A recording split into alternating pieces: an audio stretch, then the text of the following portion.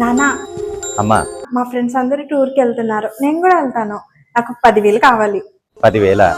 ఇప్పటికిప్పుడు 10,000 అంటే ఎలాగమ్మా? మొన్నే కదమ్మా కాలేజీ ఫీజు కట్టాను. అవన్నీ నాకు తెలియదు నానా.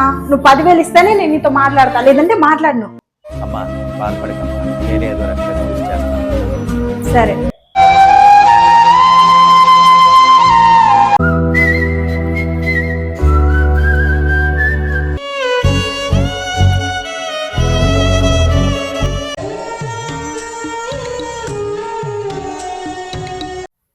ఏంటి బాబాయ్ ఇంకా పని చేస్తున్నావు? ఇంటికి వెళ్ళలేదా? లేదురా, ఈ లోడ్ కూడా నేనే చేయాలి, కొంచెం డబ్బులు అవసరమైనవి. ఈ వయసులో ఎందుకు బాబాయ్ నీకు? ఏంటో లోకం. బాబాయ్ ఫుడ్ తీసుకురావడానికి వెళ్తున్నా, నీకేమైనా కావాలా? నానా, నాకు 10,000 కావాలి. నాకు 10,000 కావాలి. వద్దులేరా, నేను ఇంటి దగ్గర చేసి వచ్చాను. సరే.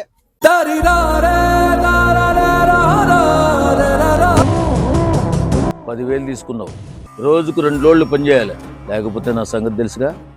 వెళ్ళు. సరే సరే. థ్యాంక్ యూ నానా.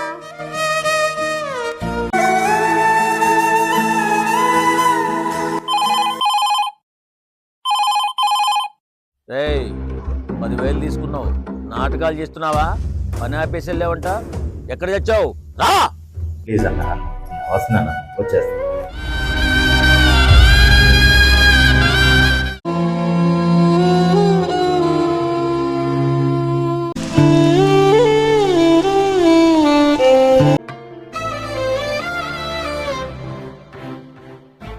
ఓరోరి దేవుడో ఎన్నెన్ని సితారాలు సేతావు నీ రాతలో.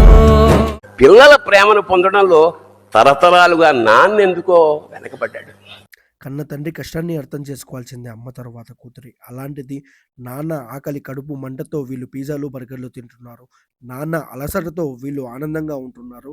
ఒక కన్న తండ్రి కష్టం వేరెవరికో సుఖమా? నాన్న కష్టాల్లో తోడు ఉండకపోయినా పర్లేదు, నాన్నని కష్టపెట్టద్దండి.